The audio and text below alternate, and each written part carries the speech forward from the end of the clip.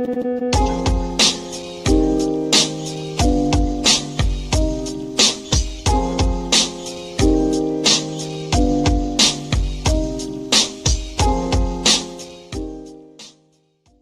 on the streets of Los Angeles every day, there are people wielding machetes and knives.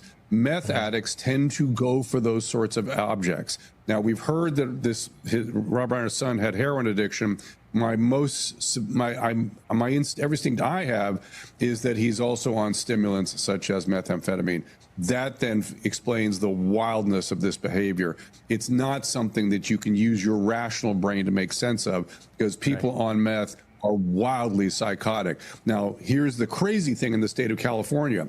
You can't do anything to help these people. If they say, oh, I'm sorry, I was just kidding, I didn't really want to kill somebody with this knife, you're not allowed to bring them into the hospital and help them.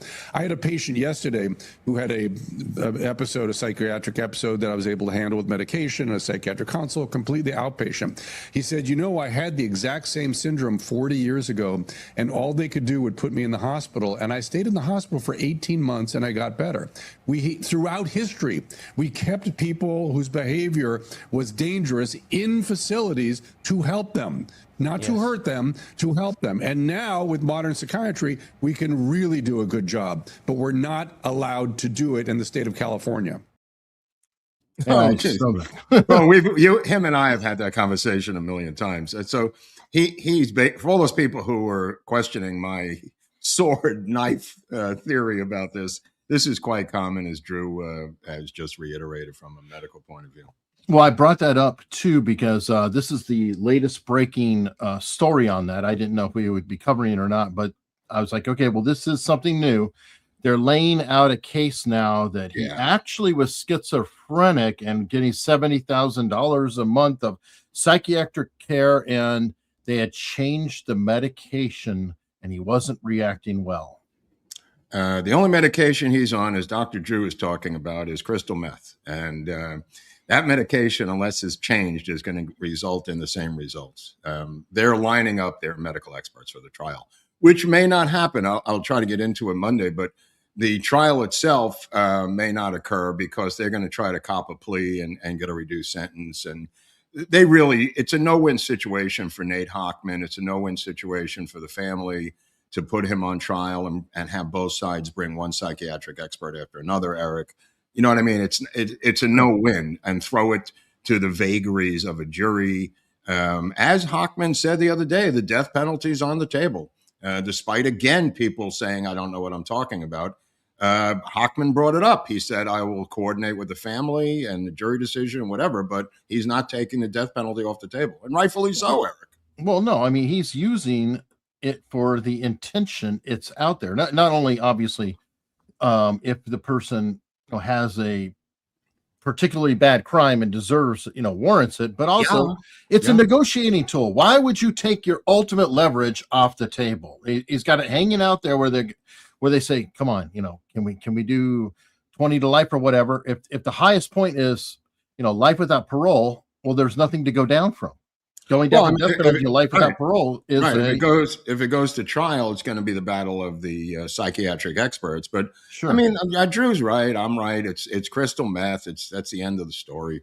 Conan O'Brien now has somewhat blood on his hands because he prevented everyone from calling 911. He didn't want them at his party. He didn't want the party disrupted. Conan's got to live with that for the rest of his life now. But that's punishment. It's punishment enough, because I can imagine a lot of people in any walk of life might be like, yeah, let's just get them out of here. We don't want to, screw up the party that's going on. And you'd feel bad about it forever. For sure. I don't know how he feels. I'm going to assume that he feels bad. Okay. All right. I generally have no idea. I'm not in his mind. I just will give the grace to say, yeah, he probably feels bad. Okay. No, what are you gonna do? What else? We have a lot of news today, so we have a lot of shit going on. So, all right, let's go back to Brown. We've covered it a little bit. Yeah. Oh my God, what a crazy story! I mean, it's bonkers because a homeless guy solved this whole damn thing on Reddit, and it was like he had to kind of keep alerting on Reddit. He's like, look, tell them that it's a Toyota Florida place. It was parked over here. Look at the footage. And then they go look at it and they're like, oh, would you look at that? Then they were they've bungled this thing from beginning to end, and that's the FBI plus the Keystone Cops in Providence. What a debacle, Eric. It's definitely not encouraging. I mean, kudos to that guy for putting it out there and following up. Thank God he did. Well, that guy is a former Brown student, which shows you the value of a Brown degree. Lived in the basement of the engineering department. They allowed him to live in the basement. He had an access card to live in the basement as a homeless person. So that's a story for another day by itself. The fact that ex-Brown students are homeless and living in the basement on the campus. The fact that there were no cameras or anything to record the guy in that building it's only the engineering building, Eric. You would think they could engineer a camera or two. And then the fact that they didn't catch him in time led to the death of that other professor. The fact that they didn't even bother to put out like a red alert and to go batshit crazy. They seem to look at it and treat it as a PR problem for Brown University. Yeah, that's you brought up another good point. Because he told them the car was an X location, we found other cameras. Yeah. Like, well, why weren't you looking at those cameras before? Look, I don't know about the cameras, but the fact that this guy came over from another country and was in Brown himself, the shooter in 2001, he won some lottery to get in there, diversity lottery, which Trump has now canceled. This was a diversity lottery in 2001 when this guy got in. Obviously, a disgruntled former student, not alone employee, but this is a disgruntled ex-student who was doing the killing, who was 49 or 48 years of age, who went to school there in his 20s, Eric. This guy carried a grudge. Yeah, I don't know his motivations or any of that. And I still find it kind of weird that he took himself out. I'm like, he went through all the effort to get away, and then it's like, then he goes down there, but then I'm already seeing, and it's getting exhausting, a lot of tweets and stuff already. Is he a patsy? And now is now everybody a patsy? Every person who has a gun, are they a patsy now with some folks? I don't know. I just found it odd that the leftist societies in power for years forced us to wear a mask. And now they're saying that people can wear a mask, even though the thing's over, and he's wearing a mask on camera, preventing other people, not preventing the deaths of others because he couldn't be apprehended because he's wearing a mask that their society up in Blue Providence allows and encourages. Yeah. I mean, there's so many ironic twists to the Brown story separately. I mean, that DEI Costa Rican sheriff, whoever that guy was, Colonel Crazy Man, who kept lapsing into pure Spanish because he ran out of English. He wasn't repeating himself. And then the sign language person couldn't sign language because they only knew American Sign Language, and the sheriff was being whispered to by the attorney general and the powers above him to say certain things. Just totally insane exposure, once again, of their insane DEI planet. Wow. The signer does not look comfortable in that. The signer had to cease signing because the sheriff, for reasons that he wouldn't explain, ran out of English and just said, fuck it, I'm just going to talk in Spanish. Wow. That's crazy. Wow. And that mayor is unbelievable, the gay Smiley. That guy hasn't met a parade he didn't love. He's apparently never misses a parade. Gay parade, trans parade, obviously has some sort of a husband there. He's a one-note cat. Like, I was listening to Greg Kelly, and he says, the mayor's job is not a one-note social trans universe. It's about fixing potholes, picking up the garbage. And this guy knows none of the other real aspects of being a mayor in a mid-sized city like Providence, Rhode Island. He just knows the one thing. Putting up the gay What's that? Sounds like Karen Bass. Yeah. Put up a thing for the holidays all the time and go up to events. But that other stuff, that's boring. I mean, a lot of the mayor's job is very boring. That's the way it's supposed to be. Who the hell wants to be a big city mayor? It's about snow removal, garbage pickup, fixing potholes. That's the gig. Yeah. Well, speaking of gigs, somebody who won't be getting a new gig in New York, I mean, literally right before we went on the air, damn near, is Elise Stefanik. I kind of not surprised. I think the numbers indicated to her she would have been crushed. All this bubamyces that she could win, I never bought it for a second. Well, it's what I think is weird is that she's dropping out of Congress too, and I can't help but wonder. She kind of attacked Mike Johnson in the past week, and I wonder if she's not in a comfortable relationship with Trump now as she was. If maybe she got a call saying, "Don't be attacking him. He's trying to work my agenda" or something. Yeah, because now suddenly she's not going to run for Congress. Now, by the way, she is doing it correctly, though. Unlike Marjorie Taylor Greene, who said, "I'm resigning as of January, something to screw you for a year." She's saying, "I'm not running." So she'll finish her term and somebody will come in behind her. Right. Versus the and I don't mind that. That's fine. No, I don't mind it either. I just never bought into that she could win the governor's race in Democratic New York. I found that to be a bridge too far. Yeah, I mean, well, there have been Republican governors there, but I think it's a special blend to get in there. Who was the last one? I want to say what's his name? Not Rockefeller. There was somebody after Rockefeller who was a Republican. I can't remember his name right now, but the Rockefeller rule was in the 60s.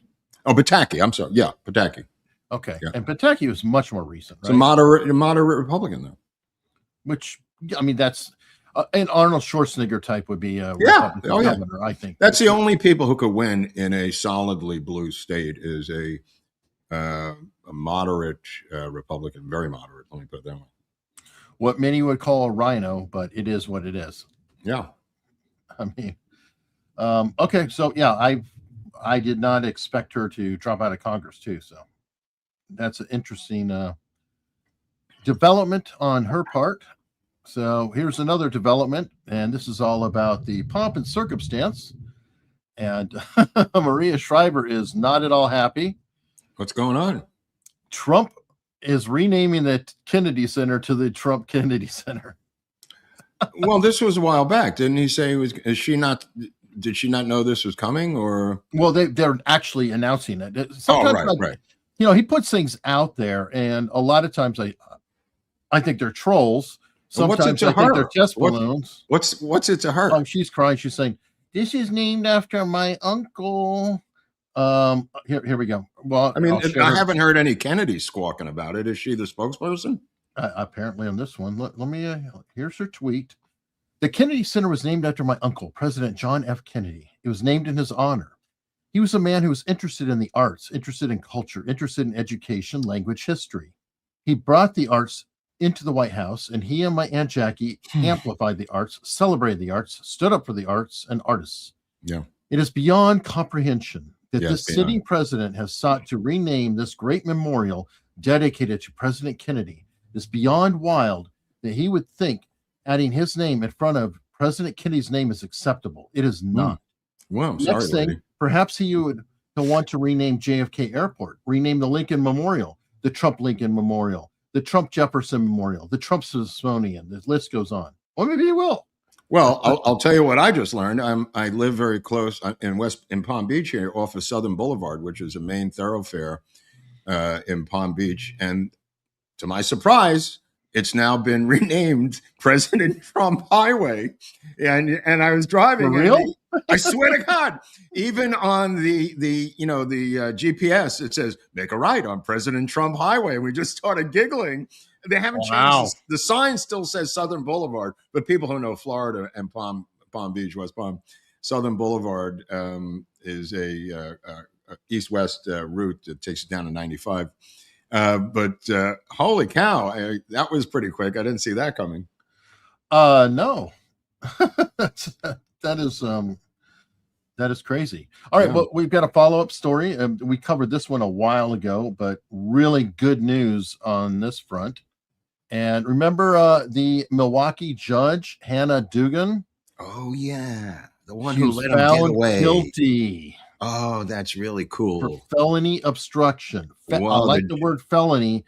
Hopefully that gets her felony. off the bench. I hope it gets her off the bench. Wow. You could commit a felony and be a judge? I find that hard to Well, dude, believe. I don't know. Kleinsmith managed to somehow keep his law license. So that's why I said, I would hope if you commit a felony like that, especially when you're using the office and abusing the power, you should be stripped of not only your judge role, but also, I think, your law license too.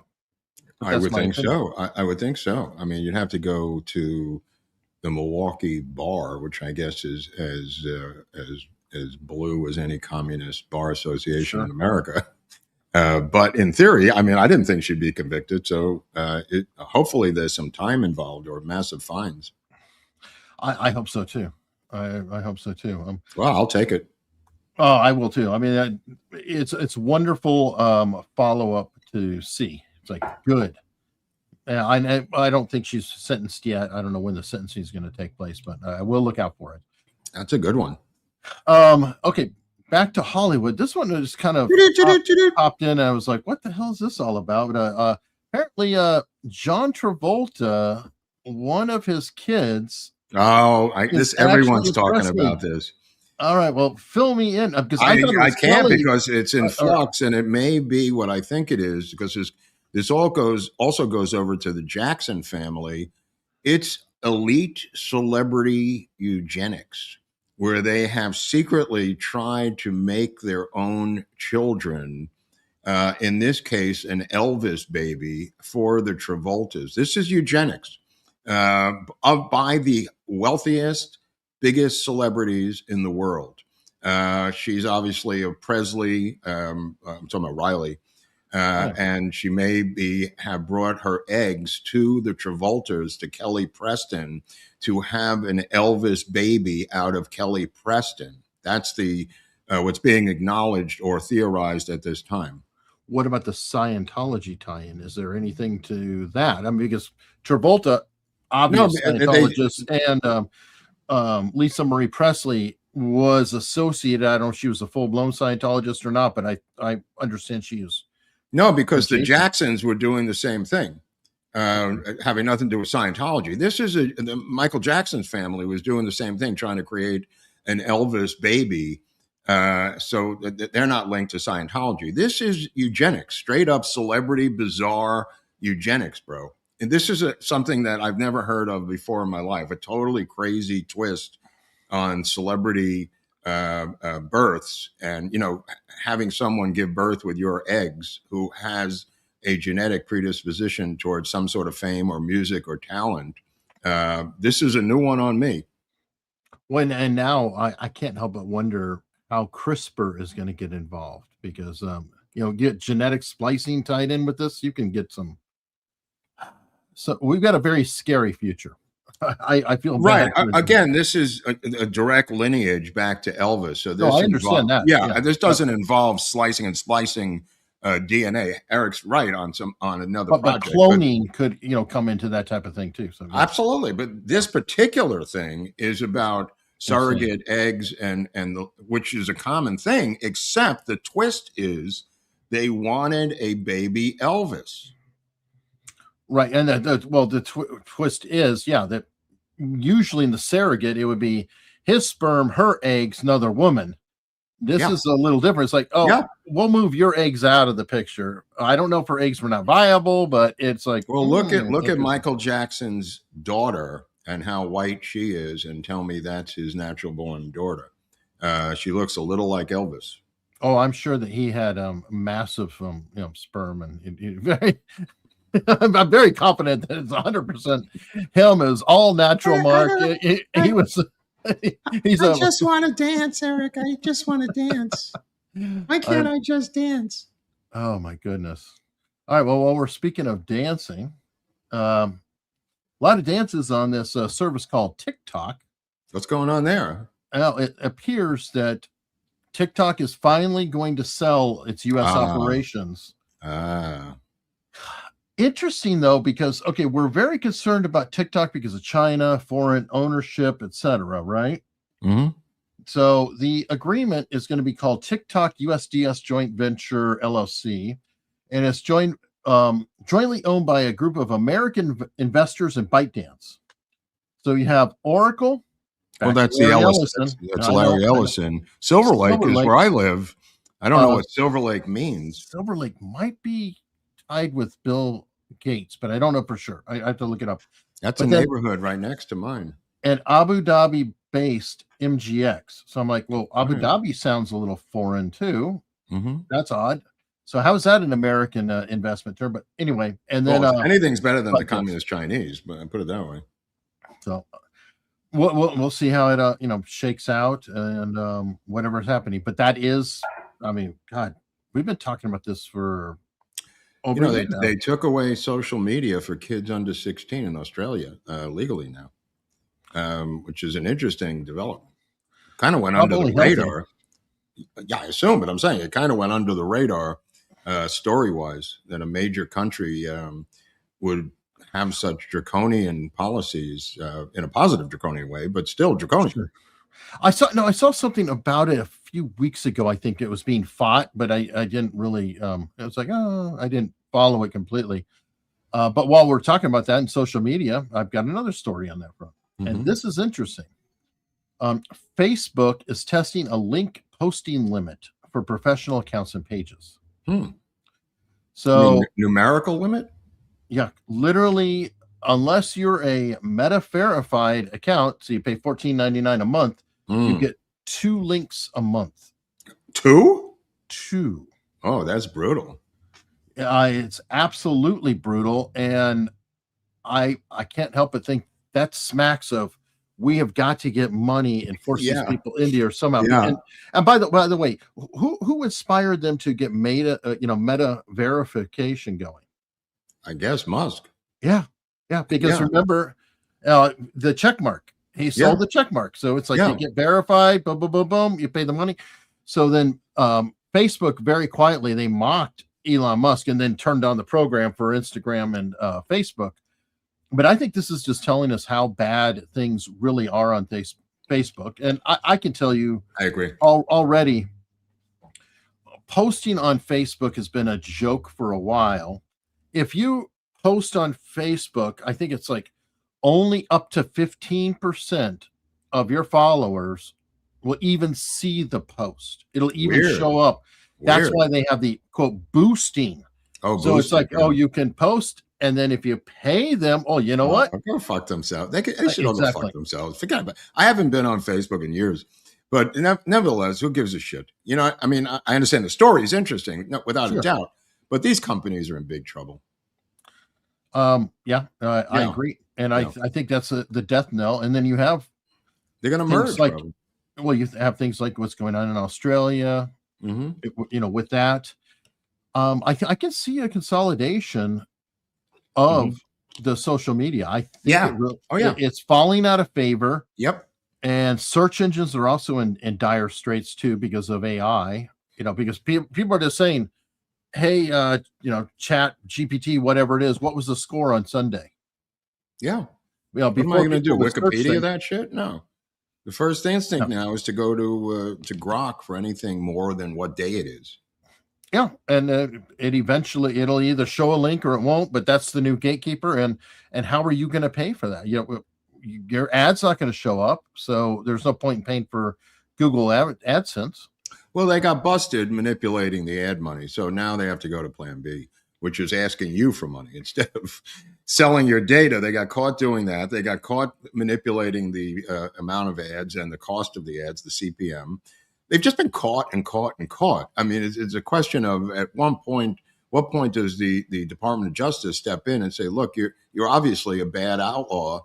You're not running a business here. You're running a crime syndicate.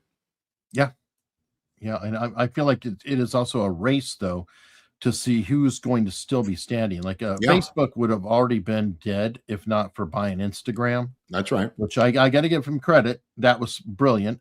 Another thing that Facebook bought was WhatsApp, and a lot of people don't understand, what a big deal that was. I mean, WhatsApp if you leave the United States, it's like the entire world uses WhatsApp for their texting service. Only the US doesn't really use it a lot. So that's huge, and it's all keeping them alive. But I think that a lot of this is propping them up, and it's fake money, and they're Yeah. potentially Yeah. going to go under. Mhm. Let's see.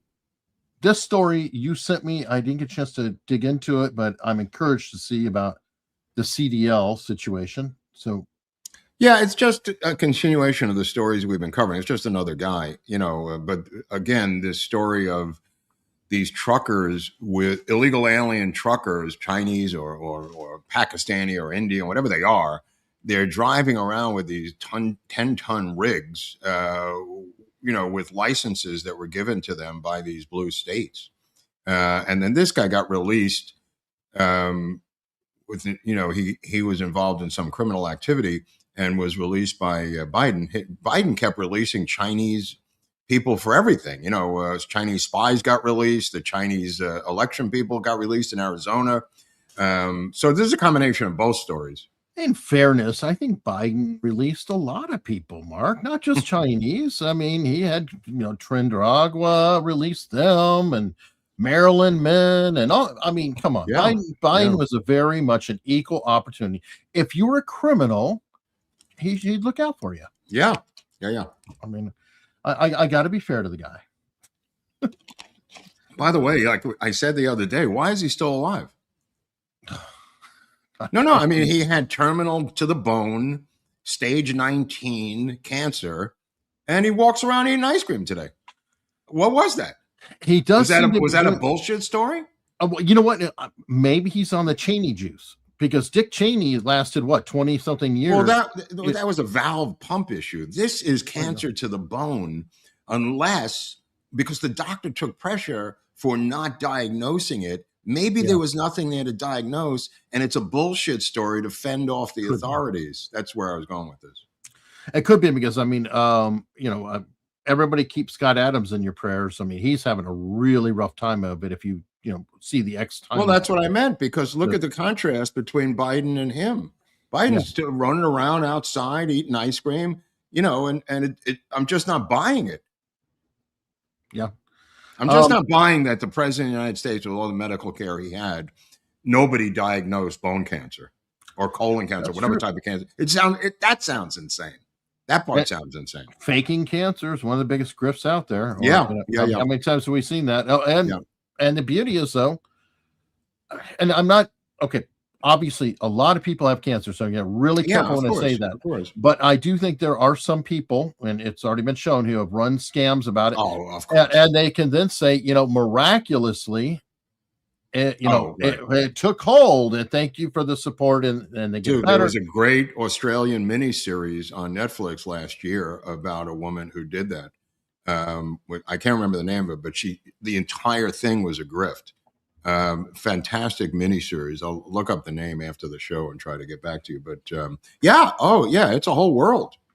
Yeah, and it just makes me angry when people do that, because obviously for all the people who are really suffering, you can see, Scott Adams is not having a good time of it. Obviously, and thrilling. Now, speaking of breaking the law or not breaking the law or not having a good time of it, Dan Bongino he's done, huh? Well, that was quick. Enough. Now what does he do? Trump said he's going to go back to his show, or he thinks he's going to go back to his show. I imagine he will. There's really, I don't know what people can expect to hear from him, though, because he's going to be NDA'd up the ass. He can't really talk about any active investigation that was in the FBI, or probably much of what he did. So, he can't criticize the FBI. He can't criticize law enforcement, having come and gone from the job that he got so quickly. Yeah. So, I mean, what was his reason? His wife, his relationship or something? Well, a few months back, he did say, I've given up everything, and, it's been very hard on my relationship. We're divorced. I mean, we're not divorced. We're just separated from each other. And he went into that. But look, I think it's a case, and it could be said he knew it going in, but still knowing something going in and experiencing are two different things.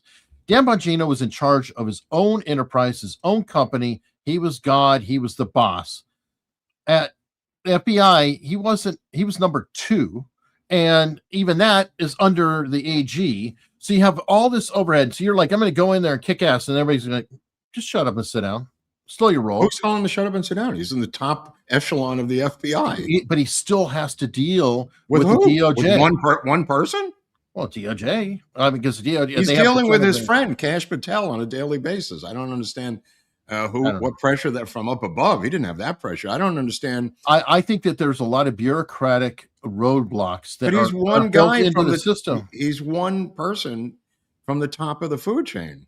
Well, I understand that, but even at the top of the food chain, you still have to show up for other people, and you still have to deal with things. So he's probably just does. He thinks that he can make things move quicker, and he really can't. Okay, or it could be frustrating. I don't know. Either way, I wish him well, and I hope he gets back. Other people are not wishing him so well, as you know. Okay. I am not one of them, but I'm saying other people are not wishing him well, Eric. I know. You know that. Yeah, there's other people who are not wishing a lot of people well right now. Right. No, but I'm saying in his particular case, I'm saying he is not being heralded as he leaves. No. But then, I'm kind of agnostic about the subject, but there are others who are very happy that he's leaving. Okay. And who's he being replaced with? And will they be happy with that person, or are they going to be like, oh, I can't stand them? Oh, it's all like, remember, everybody was like, cash or nobody. And now they're Cash, like, I mean, this thing at Brown, Cash really made a schmuck out of himself. I don't know how you spin your way out of that thing. He arrests a guy who is an Air Force sniper, an Army Ranger sniper, puts his name out to the entire planet Earth, and it's the wrong guy. I mean, give me a fucking break, bro. We did that with Charlie Kirk too. I mean, he was like, we got him. Oh, no, never mind. Sorry, you can't get 2 or 3 mistakes at that level of Major League Baseball and still survive. I mean, these are major, high-profile cases that he's fucked up. I agree. Yeah, I agree. And I'm sorry, and I like the guy, but the proof's in the pudding. I mean, he keeps fucking up. True. Now I'm going to address, because obviously it's all over the headlines. The AmFest is going right now at Turning Point, this first year without Charlie Kirk, but it's just a very interesting illustration. I've got 2 clips I wanted to play. This is Charlie Kirk, and it's from earlier this year, and his viewpoint. The question is macro Islam compatible with Western values? Macro. Of course it's not. There are 3 major reasons why. Islam does not believe in freedom of speech. Islam does not believe in freedom of religion. And Islam does not believe in separation of mosque and state. Those 3 things are antithetical to the West.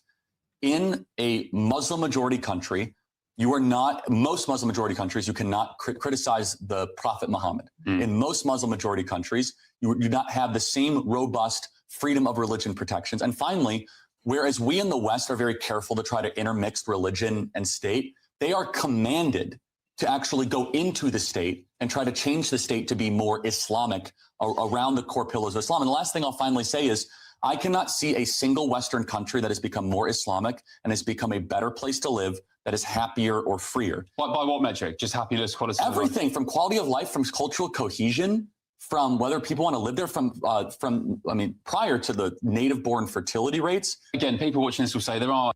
All right, so I just want to play that. So that's literally Charlie Kirk. It's earlier this year, so it's recent enough. Pretty recent, yeah. And right now at his conference, the Turning Point, USA, AmFest, whatever it's called, that's his message.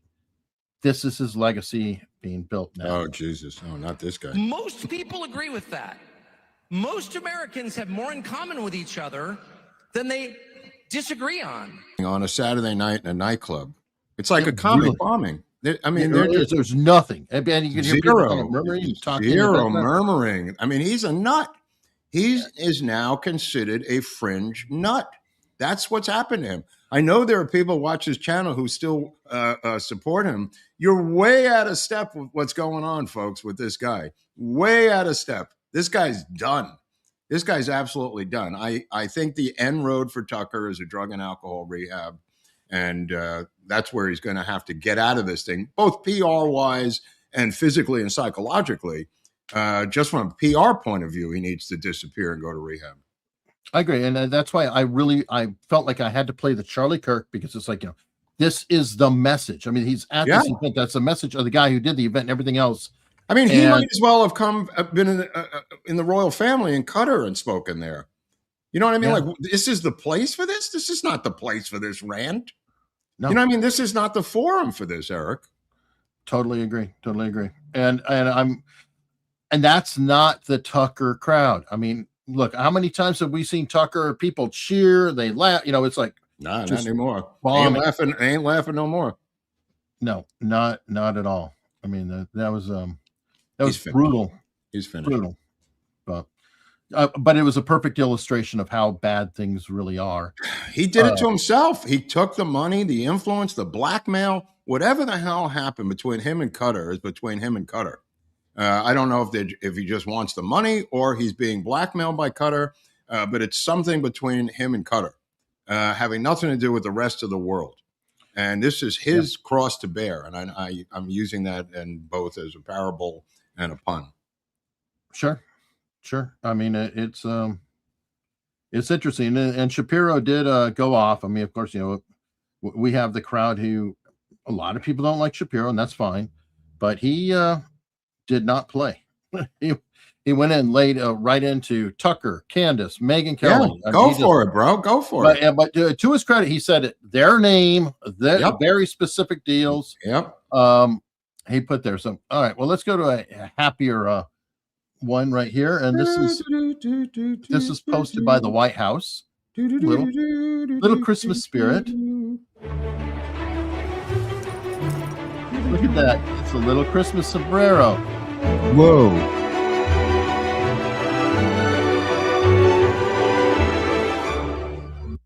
Now, is that the thing? Was that a sombrero or no? It was a sombrero ornament. And here's the message. I want to wish you a Merry Christmas from the bottom of my heart, featuring this year's favorite ornament, Rep. Jeffries and Senator Schumer. That's funny. That's funny. Dude, they should have like a comedy division in the White House. Yeah, they did. Anyway, I thought that was so perfect. Oh, my God. So let me see. All right, I wanted to break into I saw you had tweeted about it, and I think this is an important subject to just kind of talk over, because it is enabling the Nick Fuentes of the world to rise up and a lot of things, and that's a hopelessness. And we've touched on it a little bit, but you had mentioned how we're getting into the Weimar moment. You mentioned England and beer, but this is it's really a solid way of breaking it down with how they said with the DoorDash angle. So what you said about England, let's start with that. Oh, well, basically what the Weimar, to sum it up, I mean, the teens and young people in the Weimar Republic, when things were 1 billion% inflation, did not try to save their money and save a wheelbarrow full of money. They went in the other direction. They spent every cent they had and partied like it was 1999, leading into Berlin in 1933, leading to the Nazis that year. But the decadence that you saw in the nightclubs, the decadence that was happening in the middle of a depression, was them saying, fuck it, I'm not saving any money. I'm not doing any of this. And the owners of DoorDash recently pointed out that the amount of people spending, and restaurant owners, pointed out that the amount of people spending the insane money to get these DoorDash things delivered are like 18 and 19 and 20-year-olds with absolutely no income. And he was comparing it, these restaurant owners are comparing it to the early Weimar Republic and the decadence of the pre-Nazi era in Germany in 1930, 32, 33, where the kids and the young people in that society couldn't save a nickel because they didn't have work, they didn't have jobs, they didn't have savings, and they did not spend They went in the other direction, spending every cent they had, then resorting to crime, then resorting to fascism, and then doing what happened years later. So, interesting analysis. I think it's really spot on. Yeah, yeah. Deep, because and I brought it up before, other factors like, well, what are you saving for? There's nothing to save for.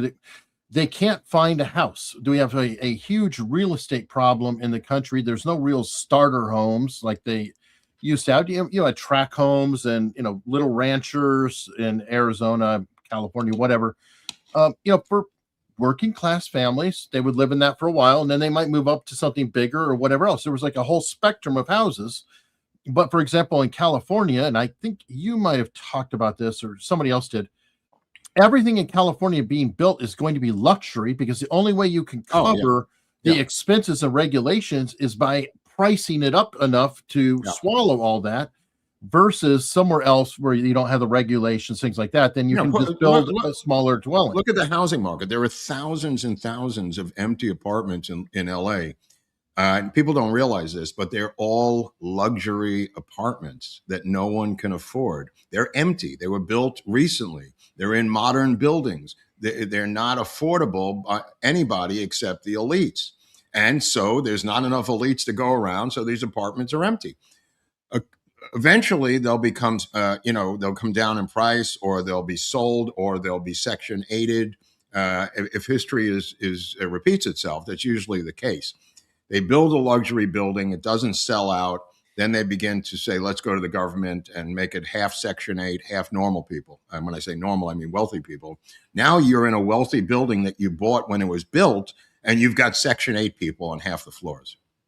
Yeah, which destroys the property value. Of course. Yeah, no, of whatever course. you were going to do, which is, a giant pain too. So I do feel for the kids, and I think that that's a blind spot that the Republicans have. They really are more like, hey, you know what? You just got to get out there and grind and get there and get there. It's like, you got to give them a target, though. There's no out there yet. There's no out there yet. Right. They could grind all day, but if there's nothing that they can actually go buy, even cars are kind of ridiculous. They're not talking, by the way, in what I was referring to are not big ticket items. They can't afford big ticket items. Exactly. The irony of the story is they're paying $30 to $32 to have a $16 meal delivered by DoorDash, instead of even getting off their fat asses and going to pick it up for $16. What the owners are saying, it's really a case of the fuck it's. They're just saying, fuck it, man. I don't care anymore. And it's a symbolic thing, but you can read a lot into the culture by analyzing it. At least I did. Right. And it's the hopelessness that causes the bucket, is that they can't save for something. It's like it's too far away from it. And that's why it's bringing up even the cars. Like, I didn't realize that an entry-level car is like getting close to $30,000 now. Oh, definitely. And it's like, are you nuts? I mean, I'm very lucky. I got my car in 2018, and it was just like 22,000 or something like that. I could probably sell it for more than I paid for it now, which is just bonkers. And thank God I got it, but I don't know. And I look at it, and then somebody in the chat brought up, before they even try to get a house or anything, they've got a couple $100,000 in student debt because they were at Brown University, and they have the housing. They said 75% of the market is unavailable to them. Let me put it that way. That's out of the gate. So they're now dealing with a disparage or desperate 25% of the housing market across the country for them. 75% just too high. Yeah. So you're fighting, if they are fighting, but they're really not. They're not looking to move into a house. That's the least of their problems right now. Yeah, I agree. And it's funny because in the LA, you mentioned all the apartments and everything. It's like, I don't know if they could subdivide the apartments into smaller dwellings, but probably they usually don't because zoning. Yeah, they usually don't because of the luxury building. But like I said to you, the past couple of weeks, there's for rent signs all over LA now because the homeless are fleeing, the illegal aliens are fleeing or being moved out. When you have a city of 4 million people and you drop 2 million people from outer space into that city, this was, I saw this from day one. It's just shocking to me that nobody was able to analyze this. It's not a complicated formula. You had 4 million people or 6 million, whatever the number is of people who live in LA or LA County. Now you drop in 2 million people on top of that in a very short period of time. Well, all of the available apartments, housing in every nook and cranny is going to disappear.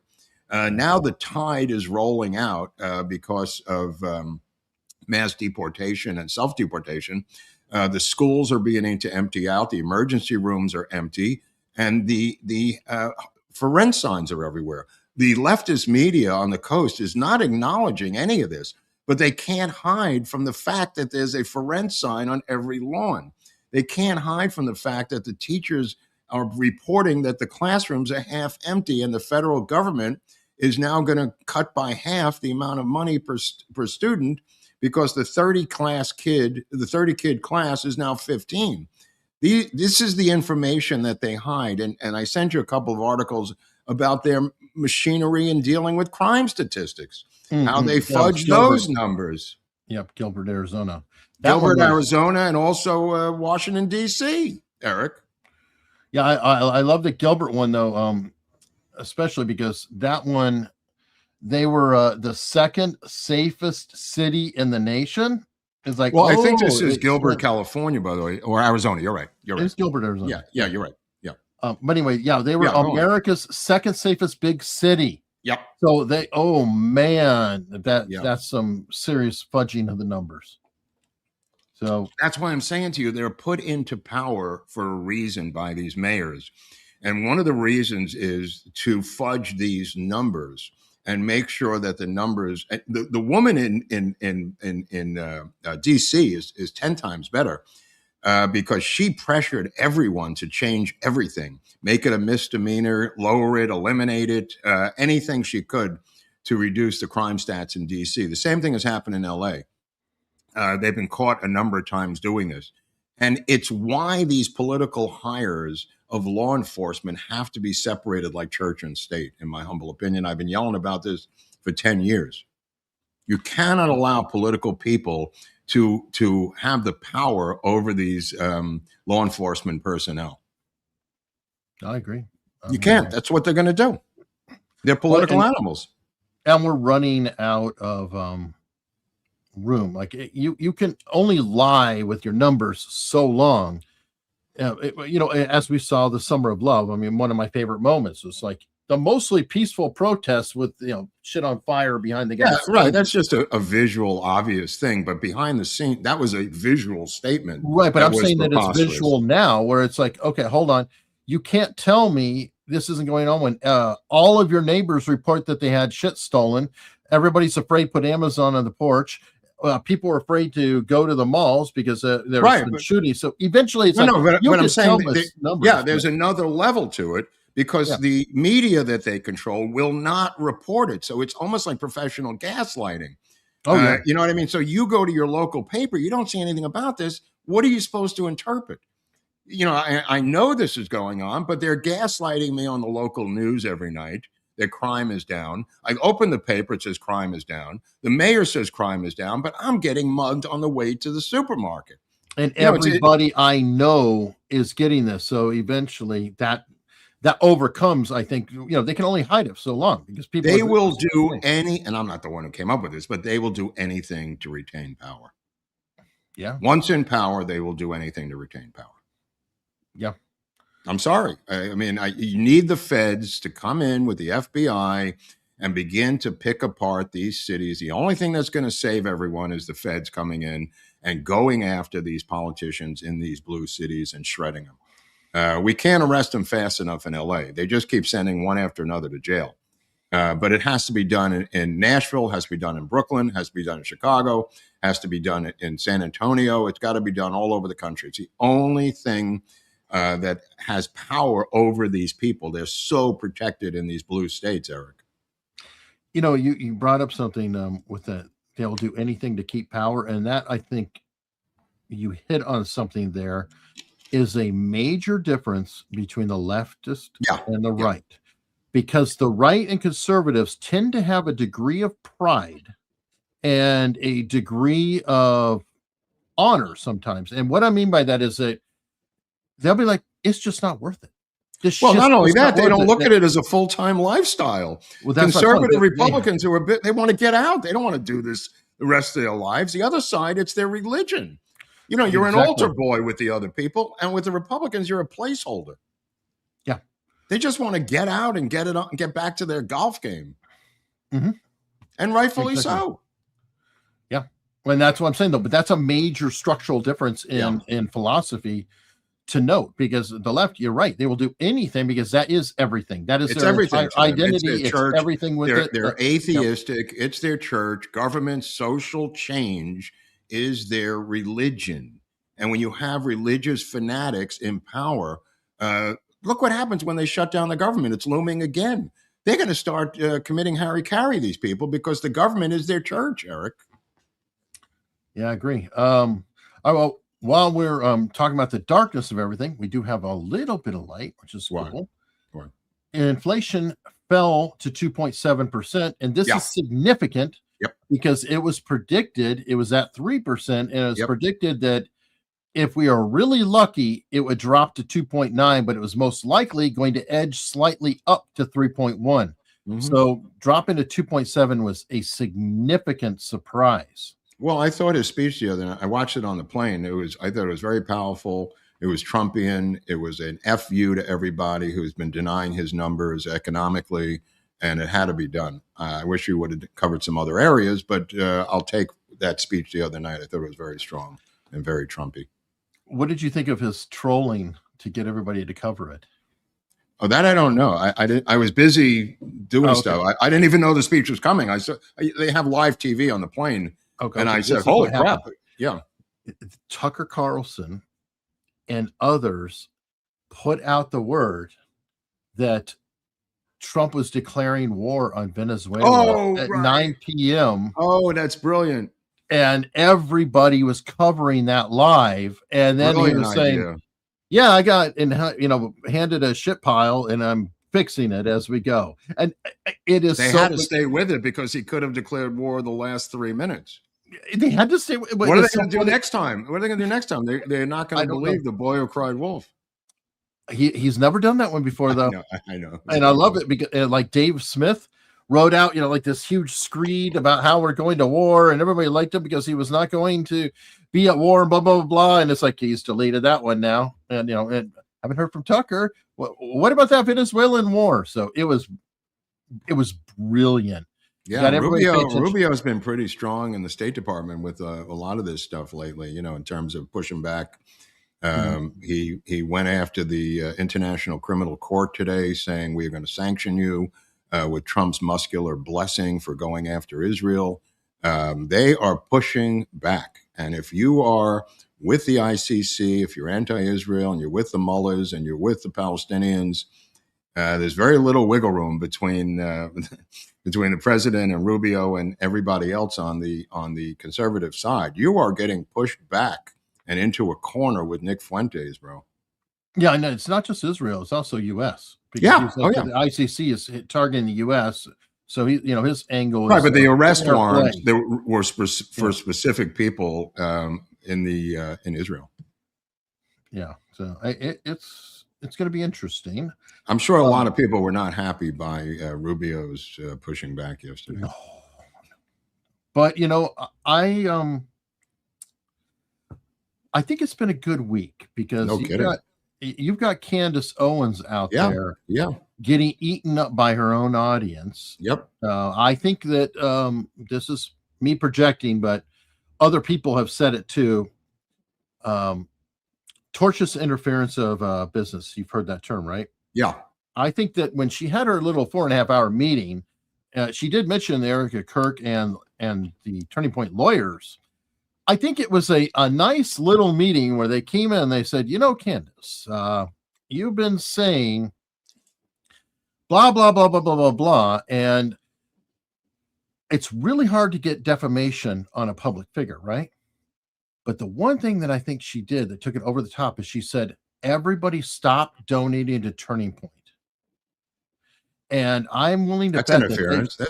That's exactly Whatever it is was, just whatever that interference meeting with was, the I government. think it was legal in tone. Yes, Yeah, and it wasn't spiritual. I think it was a legal no, I meeting. think she was shown Jesus. Yeah, a legal Jesus, not the religious Jesus. Yeah, well, that's I about the think only that one was. I think she really believes in. I think it was No, sir. Melvin Bell-eyed Jesus who came to the meeting, and others It was from the almost a legal. singer letter. It was a singer letter by Turning Point USA. Yeah, they came with legal people, and she must have shown up with her lawyer, and that's why it went for that amount of time. And they discussed what their side was legally, and I think they just threatened her and said, "You're going to have to either do something, or this is what we're going to do." I think so, but I'm just Yeah. saying, and you have that, like starting the week, and then her favorite buddy out there, Tucker, and I put them together because they back Absolutely, each other of up course, every of which course. way. Yeah. Is bombing on Thursday night. Well, you actually have people cheering Ben Shapiro. Why shouldn't they cheer Ben Shapiro? Well, I'm just saying, a lot of people don't like him. Whatever reason, not a lot of people. A fringe element. Let's be well, clear here. I don't think a lot of people. I think it's that crazy fringe, Eric. That might be, but I'm just saying that Ben Shapiro is coming out stronger right now. You watch Tucker bombing, and he's just sounding completely nuts. Did and then Megyn Kelly on Hanukkah night with Mark Levin. Yes, at the Hanukkah party. That made them crazy, dude. Dude, they went bananas. Trump is hugging Mark Levin and his wife at the Hanukkah party. They must have wanted to, take their heads off. Oh yeah. They were not happy with those visuals. I guarantee they were not happy at those visuals. Whoa. No, apparently though there was another Hanukkah event going on that was far more subdued though, and that was the VP. Oh, I don't know what that was. What was he? From what I understand, the VP one was not as celebratory and exciting and fun. Well, he better step up because this, from what everyone is saying, this is going to be a wide open primary with him if he doesn't come to Jesus soon. Well, I want to see if he jettisons Tucker. Yeah. Because Turning Point, the one thing they have done is they've endorsed JD Vance. They said that they were going to raise money for JD Vance. Yeah. I think that Tucker's going to be a problem with them. Absolutely. Are you kidding? It's a huge problem. It's a huge problem. So we'll see what goes on. Now, okay, it's not all sunshine and roses. We do have something we're not really happy about. What's that? Trump actually took 4 days to do it. I thought he was going to sign on Monday. Mm-hmm. He wound up signing yesterday, but he has reclassified marijuana as a Schedule 3. I believe it's Schedule 3, right? Yeah. You're deeper in that than I am. Yep. Which makes it medical, essentially. It's not just me, Eric. I mean, there's conservative 22 people. Senators blasted him. People are flipping out over this. This is unnecessary.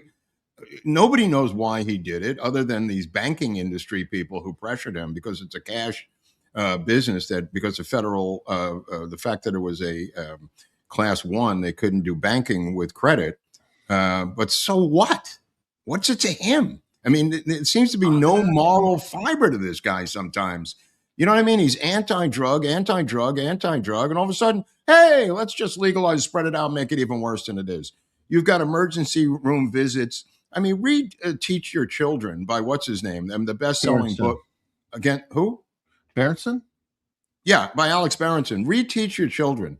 Read about the rise of emergency room visits on every age group because of cannabis abuse. And now the president does this? I mean, people are flipping out over this thing, and rightfully so. He's fighting fentanyl on one hand, and he's saying everybody get some cannabis on. You talk about mixed message. And again, I figured it out. Mark, I'm not equating cannabis to fentanyl. I'm equating it to his war on drugs and the inconsistency of these two ideas. No, I get it. I think I figured it out, though. What? It's crypto. The crypto and the weed. No, cash product, cash business, and the crypto and the libertarian side is very into weed as well. And Trump has been dabbling, and his family's been dabbling pretty hard in the crypto side. So I feel like this may have come through the crypto front I don't know. This is me I don't just know, but speculating. it's all about the banking stocks going up when this was the past 4 days. I didn't say anything about crypto. It was just the banks going crazy because they want to get involved in bank loans and funding startups and funding these cannabis stores and everything else, which is true. I mean, if you look at the finances of it, yeah, there's going to be a bump, but what price does your society pay? There seems to be no social side to this guy in some areas, Eric. When there's money involved, he just says, "Fuck it, we're going to make money." Okay, great. At what expense, though? At Yeah, what well, expense? I mean, we're buried in drugs in this country. Buried. The rehabs are full. The 12-step meetings are full. We've got this kid slicing his parents' throats. I mean, how much more can we take as a society? Yeah, I agree. And yeah, the banks I think are very interested because Of course, up why to this not? point, well, I mean, right now, I know like in Virginia, if people want to buy product, they have to use cash. Yeah, it's an all-cash business. Yeah, exactly. yeah. This opens it up to Right. where No, it can, that's why he did it. I know. I'm saying, of credit course, card, everything this else. has been discussed for 10 years about the problems with the cash business with marijuana. But he's not taking into account the downside of it. It's just shocking. And I'm not alone saying this. Is obviously what Eric is saying is true. There's 22 Republican senators denounced this. Yeah, vociferously. And the fact that he didn't sign on Monday, he signed on Thursday, means that there was some pushback. He's usually, when he's doing something, maybe it'll be a day later, but 4 days. Well, I think that it wasn't certain. So I don't know who in the background what was the on 4 it. days difference did, but the damage that this is going to expand cannabis in even further than the penetration of every state in the country. Oh, no, it's just going to be legal. We'll be Canada before you know it. Yeah. Pretty soon they're just going to say, you know what, fuck it. It's just decriminalized or it's legal or whatever it is. I mean, Virginia's fallen and they're talking about that right now. I mean, they're already fighting over everything because we got spam burger coming in, everything. One of the laws that they passed, which really irritates me, and they're trying to say, well, we're trying to help prevent a black market, is a community cannot refuse to have it sold in their community. So you can't have, like a dry county. No, they're gonna get every Yeah. single person smoking weed in this country. They're just not going to stop. They're going to put commercials in ads in magazines, commercials on TV. The market is just like they're just going to market it like any other product that has not penetrated a given market. Let me just put it that way. The product doesn't mean anything. It's the fact that the penetration in the market is 80% or 70% wide open. So any capitalist is just going to go crazy trying to get the market, to a saturation point with no analysis, no care about the damage. Yeah, no, I agree. And I didn't even think about this. Virginia is more significant. Realized Virginia is the first Southern state to legalize. I don't know if you knew that. Also, all the states around Virginia don't have it. So one of the prime They'll drive into locations, Virginia. They'll drive in. Exactly. It's to have weed shops near the borders. Of course. And you're going to be getting everybody flooding into Virginia. That'll be temporary. That'll be temporary, and then it'll expand. But with banking and everything else being legalized, again, where does this go? Has anybody given any kind of thought for 5 minutes what the end game is of this? You think because you're saying you're 18, you can't buy it, that kids are not going to buy it? Give me a fucking break. I was smoking dope at 14. I mean, it's an absurd. Well, Mark, it's illegal. They can't. Who gives a shit if it's illegal? You're going to have 13, 14, 15-year-olds smoking chronic that is 15 to 20 times more powerful than weed was just 10 years ago. Yeah, I agree. Well, here's the irony. We don't have to worry about fentanyl anymore. And what I mean by that is, okay, let's say you're China right now, right? This is the best possible thing that can happen. It's like, oh, we don't even have to ship in fentanyl. They're just going to smoke their weed and be stupid. Yeah. They're going to be, everybody be drunk smoking weed and the country will further decay so they win. I've been smoking weed every day, Eric, you don't understand. It's never had any effect on me. I've been smoking it every day, every hour of my entire life. So I really don't know what you're talking about. I understand. Anyway, so yeah, I I'm never just killed. thinking- I never killed a man on weed, Eric. So which is fortunate. And yes, young kids are already smoking pot, so let's make it easier. make it easier for them. Let's go. They've already crossed off. By the way, just to reiterate what I said last week, because everybody reversed what I said, 99% of addicts started with weed. Not people who smoke weed became 99% addicts. I said the actual reverse. So when you put it up in the comment section, you'll have to be reminded once again, because you keep reversing it. Or 99% of all heroin addicts, 99% of all meth addicts, 99% of all cocaine addicts started with cannabis. Yes, they drank milk. Milk is not a substance that alters your consciousness or mood. It's meaningless in the discussion. You could say candy. It's very funny, has nothing to do with anything. 99%, all the gateway drug for them, not that you smoke marijuana. I'm going to talk slowly again. Not that you smoke marijuana and go to heroin. It's the reverse. 98 to 99% of all addicts in every national survey, every study, every thing that's ever been analyzed, they all started with cannabis at a young age. And Now, by- write the reverse if you like. for the smart asses here, which here's a representation, which is funny. Yes, 99% of addicts. There it start on is, because milk. that's a because all smart babies thing. start on Yeah, milk. that's smart, because milk is a substance that alters your consciousness and gets you high. That's I think why it's a it's so joke. important to. I know that's why it's so important to conflate milk with cannabis. Yeah, I say that. Yeah, 99% of food addicts started with milk too. Everybody started with milk, technically. Right. But anyway, it is what it is, and Yeah. we will And have dark to days ahead, my friend. see the fallout. So, well, okay, so that's something that potentially destroy society, or it's damaging to society. On the flip side, how about policy that's good for society? RFK Jr. is coming through here. Yeah. Move to end sex change procedures for minors, which Let me is just tell you the different super headline. The important. LA Times: RFK Jr. ends trans care for minors is the headline on the left. I didn't notice that until I saw it the next day after this. Trans care is their phrase. or they like to say gender affirming care, because they don't even Well, they like didn't to even use the say that. word. That was too many Yeah. words. They put trans in there for the headline to save 17 other letters. Yeah, Trans care for minors is how they put it. I love his statement though.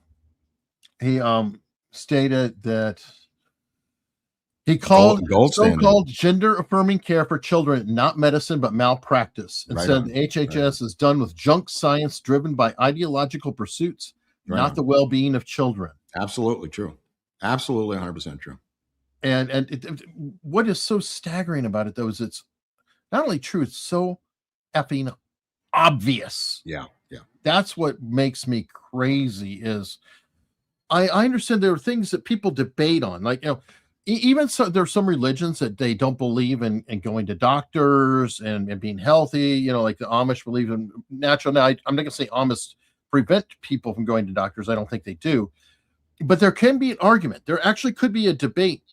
Is somebody healthier by not being on medicine? Even Dr. Drew said his father wouldn't even let him take aspirin. He was very, very touchy about medicine.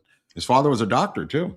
Exactly. So those are the debates. But this one, there should be no debate. It is so blatantly obvious that they are what nature intended. Don't mess with nature. Don't change them. It's like, you're so worried about, people. Well, at least till God. you're 18, then do whatever you want. Dude. Well, then that's on them.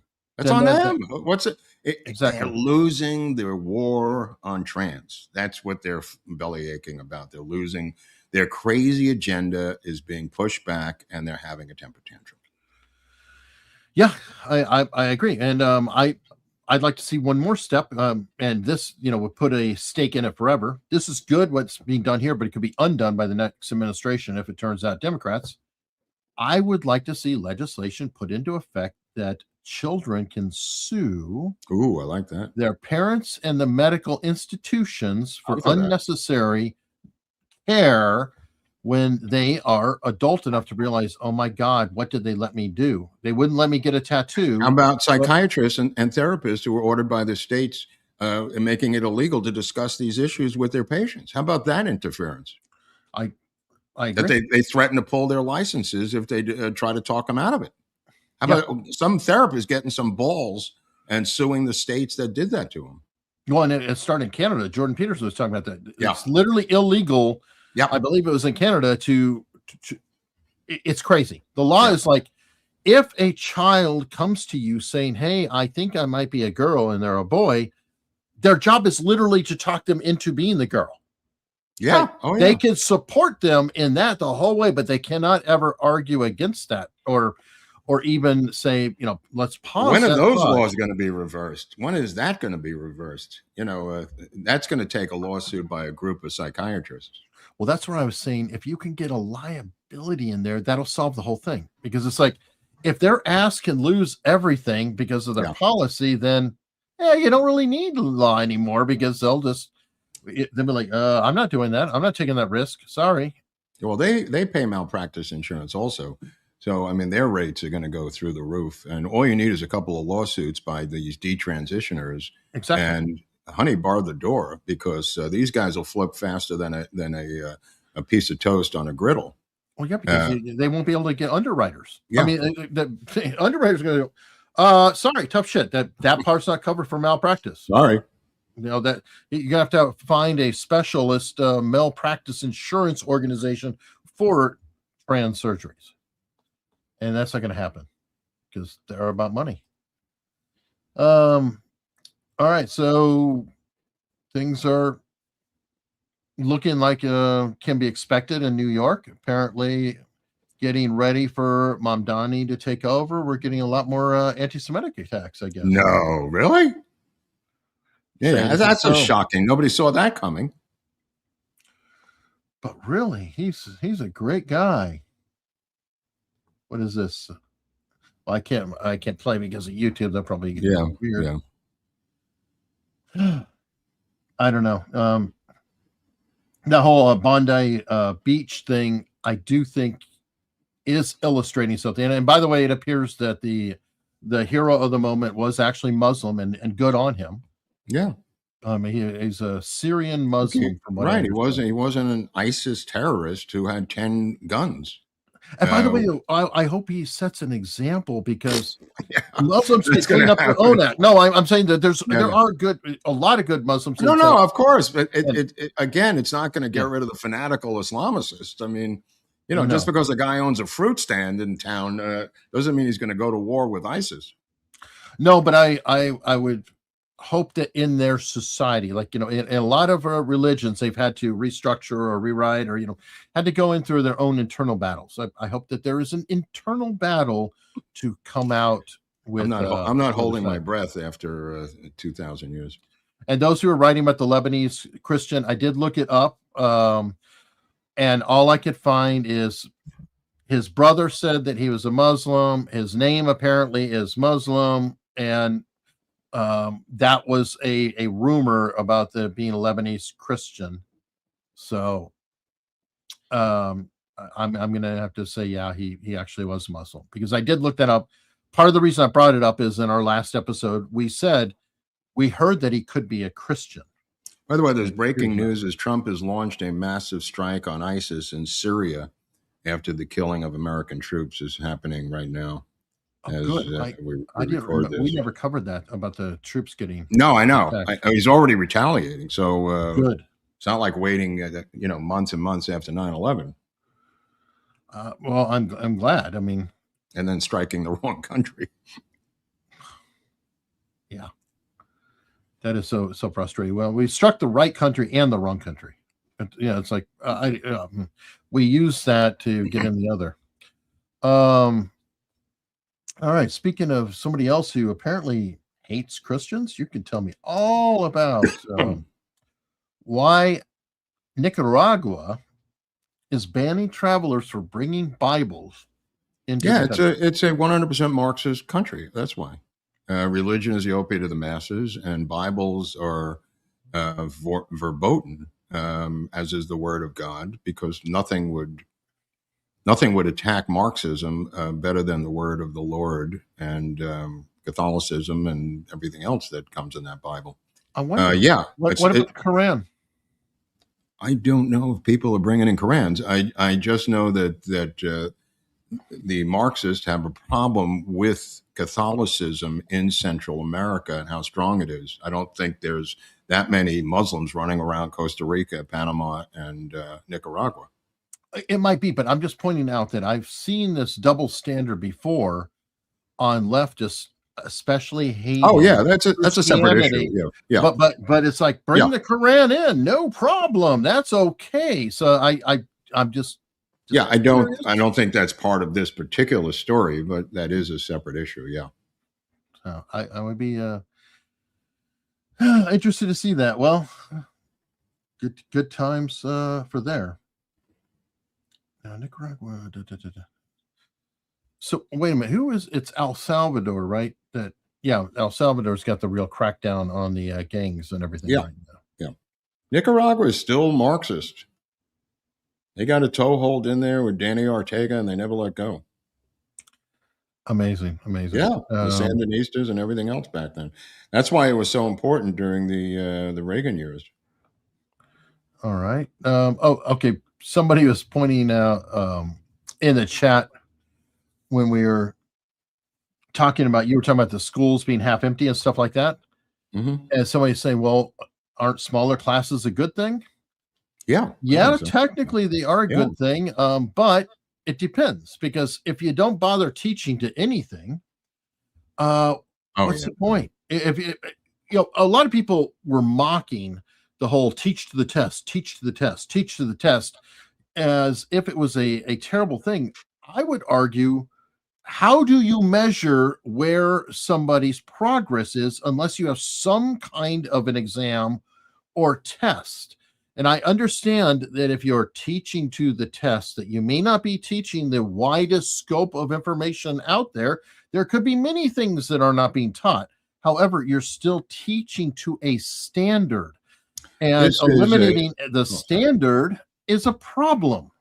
Elections have consequences. The governor of New Jersey, working with the teachers union, has once again lowered the level of scrutiny by the teachers in the class, and again avoided the instrumentation of these tests to graduate from high school. And at some point, you're going to have to reinstitute these tests, because they're just going to let everyone graduate. And this is a muscular move by the teachers union in New Jersey and nationally. Yeah, and it's nothing to do with education. This is about the power of the Marxist leftist teachers union. Yeah, no, I mean the effects is education, but I mean it's a political move on the part of the teachers union and the new governor of New Jersey. Yeah, it's completely bonkers. Yeah, I mean it really is. Oh, that's right. I tweeted out that you and I would talk about this because it's in your neck of the woods. What is a truly criminal offense that you could do in a communist-run city? I don't know. There's a few of them. Oh, how about make life safer or better? Oh, that's not good.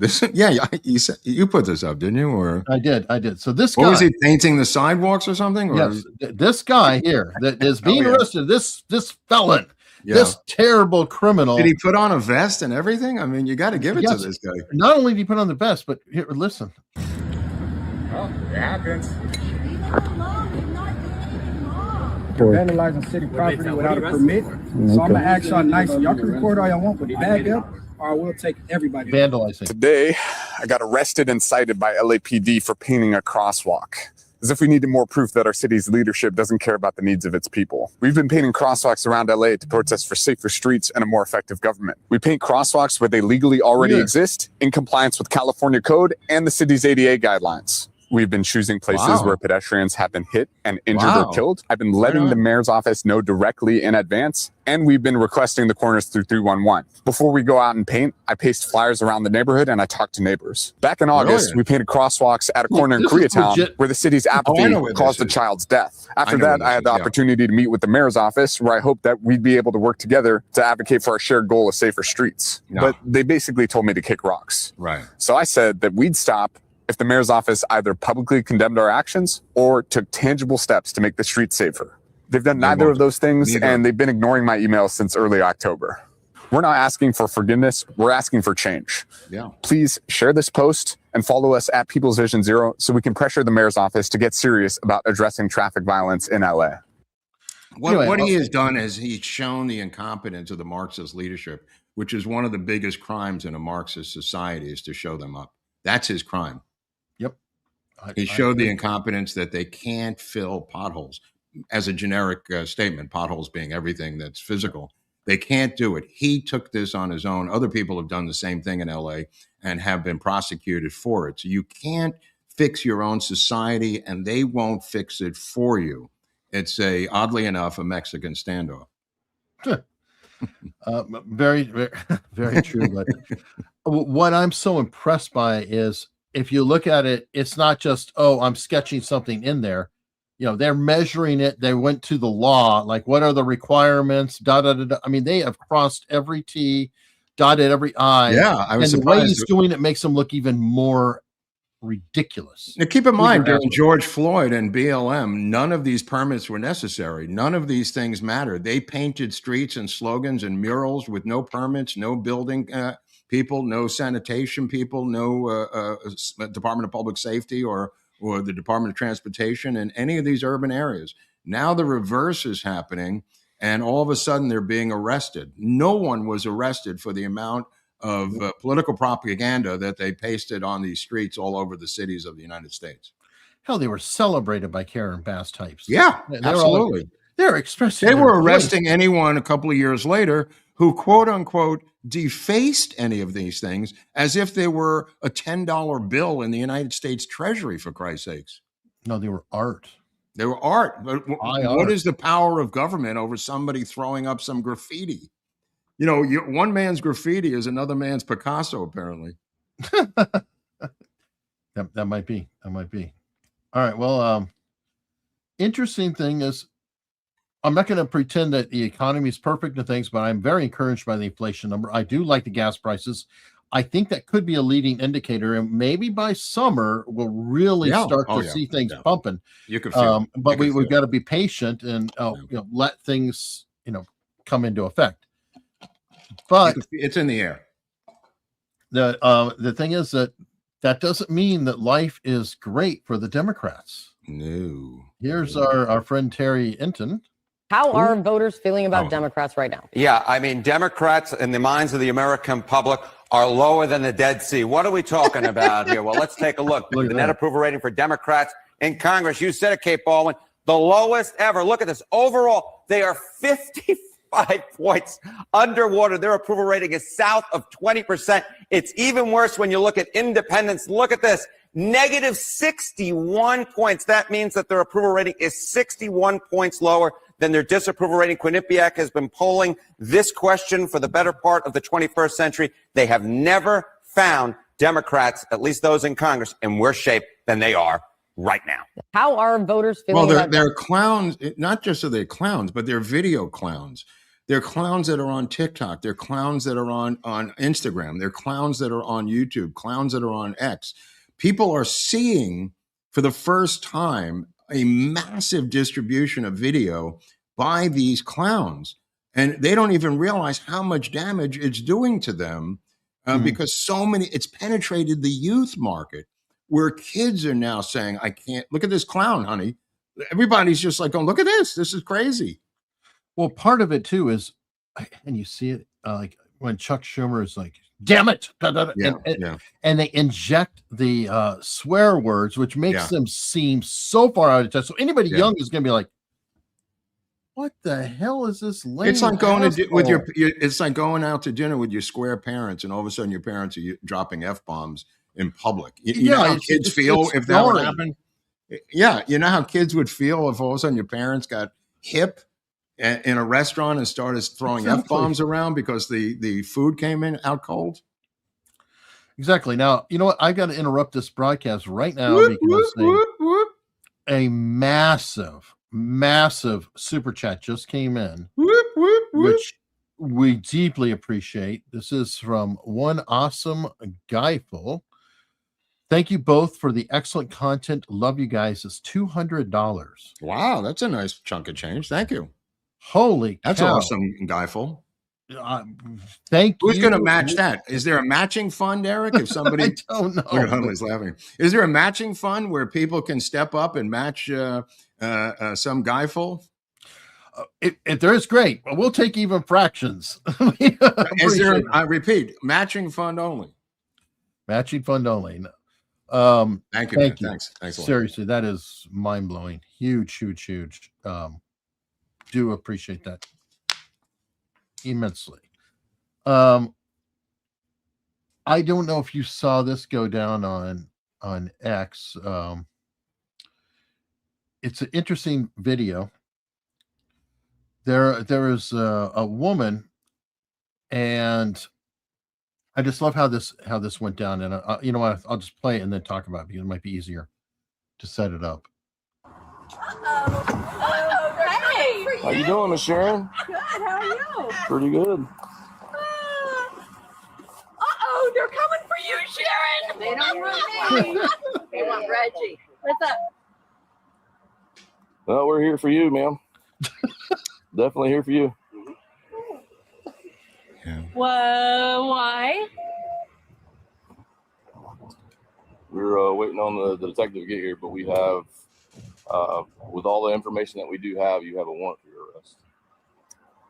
They're teasing. They have to be. Ma'am, we're not. Oh, Back up. I'm You can go so home. sorry. No, you're okay. I'm so sorry. Go ahead and go home. Thank you. This looks like Florida. I don't understand. Yes, ma'am. We'll do it in the front, okay? What's this for? If you're ever doing the phone. Okay, it's an interesting case. I didn't. What did she do? She's being arrested for kidnapping a What? daughter 40 years ago. Okay, all right. The kid is 43. From the father? I believe so, yes. And Yeah. the So kid it's a did not- custody squabble. It's a custody squabble. Kid didn't even know that. But she is the was real kidnapped. mother, though. I think that she's the real mother, but Yeah. she's been arrested for the 40-year-old kidnapping. But that is insane. But how do you like the other? I'm coming for you, Sharon. It's like, Yeah. oh yeah, well, we're kind of here for you. Some of these custody battles go off the rails and end up in all kinds of crazy, Amber Alerts. A lot of the Amber Alerts of those. You know what I mean? Every time I see an Amber Alert, it's like I think somebody didn't bring the kid back after the weekend. Yeah, they have not been great. And the other problem with Amber Alerts is it's too wide of an area. Yeah, it's too wide. It's crazy. It's like, stop giving me an alert for Richmond, for God's sake. It's like an hour away. At least be within my range. You're preventing people from looking down and going, oh, do I see something that's near me? Now it's like, oh. Well, right. I mean, there's a difference Another between city. Again, they don't delineate. There's a difference between kidnapping and being with your biological father. I hate to bring that up, but there is a huge difference. That too. And there is no delineation by law enforcement. Like, who kidnapped her? Well, her dad. He had him for the weekend. Oh, that's kidnapping. That's definitely kidnapping because he was supposed to be back at midnight on Sunday. Now it's Monday at noon. So we're looking for Charles Lindbergh's baby now. True. Yeah. Except there are the cases where there's an No, abuse there's of real parents. cases. But, I mean, the net is so broad. Sure. All right. Well, while we are into super chats here, we've got Anthony from Australia still saying it's Trump's fault. He's got this figured out, this Madison. I think so. At least it's traditional. And then James Gallagher is a new member. Thank you very much. But James also gave us a super chat. I know I'm a fat ass. I don't need Groubert to tell me. I can't even see it, but you're admitting it. So why do I need to do anything? I mean, welcome to the club. Let's see. Thanks for the donation. Tractor Guy Diffuse gifted 10 America's Untold Stories memberships, which we always appreciate. Thank you very much. Tractor Guy Diffuse. And Diffuse 56 with a question here. Oh my God, 132,000 subs. Numbers finally moving. Yes. Yeah, it's moving like a runaway freight train. We get about 1,000 a year now. Yeah. At this rate, I'll be in the afterlife when we hit 140. Yeah, I mean, what we did have our dreams. It's like, oh, we hit 100,000. We're doing good. We got this nice trajectory. Who knows? Yeah. In a few years, we may hit 1 million. So yeah. But except I like to see inside YouTube headquarters, and there's our broadcast on the screen going, how do we stop these guys, Bob? It's getting out of hand. Whoop, whoop, whoop. I'm thinking that we were talking about, we're like, this is great. We hit that. And they just start snickering. Yeah, they start snickering. And then every time a new subscriber, they go, okay, take one from column B. One just got added to column A. Yeah, it is rough out here. All right. And Pamela, happy Friday, guys. I'm not on Tucker's side. I'm on President Trump's side. Yeah, me too. Yeah, me too. I didn't vote for Tucker. I voted for Trump. I'm on America's side. I think it's not only Tucker against Trump. I think Tucker's literally against America. He's trying to destroy the country. I don't know. This guy, I mean, these people change so much, so fast. It makes your head spin. He's not alone. I mean, there's other guys that did the same thing. I mean, Well, that's the problem I have, where I understand you've got the substance abuse background and knowing the people. I also see a grifting background. And when you see radical changes left and right, it's like, I always like to follow the money. And it's like, okay. Except the guy has a alcohol. No, I know he does. Yeah, that, in his case, I'm just saying, by his own admission, he's a drug addict. So that I'm not bringing this up. I wouldn't bring it up if it wasn't in his own bio. But I'm spreading the lens wider. Like, I don't know that Candace Owens has a drug problem. I think that's I'm not talking about Candace Owens. You are. I'm talking about just about Tucker. And he has this incredible background of drug and alcohol abuse. It seems to be untreated. So when I see a person radically change 180 degrees, my first answer is not that he's a grifter when they have a drug and alcohol background. She obviously is, but I mean, and I believe there's MI6 involved with her husband.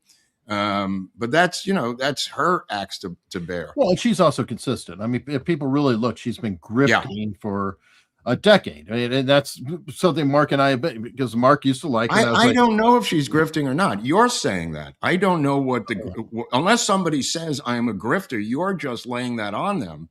And I'm not saying you're wrong or right. I just don't know. I don't unless she says I'm in this for the money.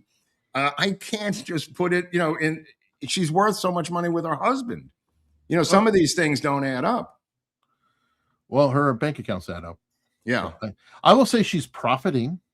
Okay, but I don't know if it could be her motivation. I just don't know. All right. And the good news is she was doing it before she met her husband. So there's a pattern of behavior. All right. Sean Lucan gifted 10 America's Untold Stories memberships, which we do appreciate. Thank you so much, Sean. And we have K-Dog. Merry Christmas. Can you settle this once and for all? Is Die Hard a Christmas movie? No. Yes. I say it's an action picture set in a Christmas time frame of the date. But I don't think it's a Christmas movie like Chevy Chase's Christmas Vacations. There are movies that happen to be in the background on Christmas. Doesn't make them a Christmas movie. That's my take on it. Eric thinks the opposite, which is cool. Well, and by the way, Lethal Weapon also is Christmas. Yeah. But Bruce Willis actually took a stand on that was kind of funny. He goes, Die Hard is not a Christmas movie. It's a Bruce Willis movie. Right, I agree. It's a Bruce Willis movie. Yippee-ki-yay, motherfucker. But it's a Christmas movie. I'm okay. Gonna say, I don't care. Big Bill, 767s. Love you guys. Happy Friday. Great show. Well, thank you. Love you too, Big Bill. And Dustin is here. Impersonated an elf to gain access to free Wi-Fi on the break room in the mall, but caught the show in time. Wow, Okay. great work, Dustin. Wait. Well, I've met Dustin too. That's a big, tall elf. What are you walking on Well, your knees? what they do is they tape their legs behind their thighs and then get on a skateboard. Okay. I've seen that. I've seen that done. I wouldn't argue with that. Sounds like actually Gary Sinise did that, I think, in Garp. And they cropped it out or whatever, had his legs to flop around. Let me see. Oh, here we go. This is a good way to get super chats. We'll start a debate. Ruby now. Sorry if it doesn't have a Christmas score. It's not a Christmas movie. That's a good point. I would agree with that. He's right. Does Love Actually have a Christmas score? I don't even look at that as a Christmas movie. Really? Okay. Yeah. I don't know. I'm sticking with it. Okay. I think Christmas movies are kind of like the holiday itself. It's in the eye of the beholder, and not everybody eats the same thing for Christmas. Not everybody watches Scrooged with Bill Murray is a Christmas movie. Sure. It's a Wonderful Life. Mm-hmm. Is that a Christmas movie? Well, they run it during Christmas. I don't know. It's kind of morphed into it. Miracle on 34th Street, I presume, would be a Christmas movie. This is a good movie. The Ref, I haven't seen it in years. Dennis Leary, Kevin Spacey. That's supposed to be a Christmas movie. Again, if it's simply because the plot happens on Christmas, it doesn't make it a Christmas movie. I think that most Christmas movies are rated G for a general audience, right, Eric? Mm-hmm. Because you want to take the children. Do you want to see a guy roped to a chair in a kidnapping with Dennis Leary or one of these violent movies? I think that's anti-Christmas. Or Trading Places. Again, there might be some language issues. Maybe, but you know what? You're asking if I want to? Yeah, I want to watch it. So it works for me. Well, either way, we can continue and talk about incredibly controversial things like Christmas movies and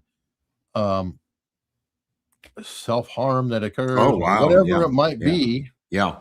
Can't do that here on YouTube, but we do have a show on Locals. What? And it's this show. People are on Locals right now watching this show as we speak, and they have their own private chat.